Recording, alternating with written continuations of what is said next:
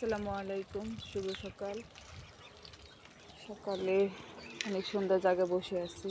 এখানে বসে চা খাওয়ার মজাই আলাদা। সকালে চা নিয়ে আসছি, বিস্কিট নিয়ে আসছি, রং চা খাবো সকালে।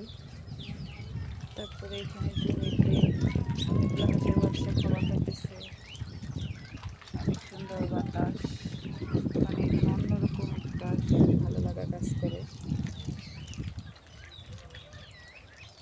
অনেক সুন্দর লাগতেছে এখানে।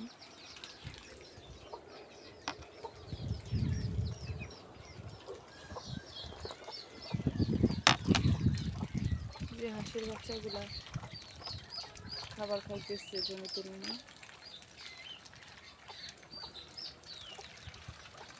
তারপরে আমি এখানে চা নিয়ে বসে আছি আর চা খাইতেছি।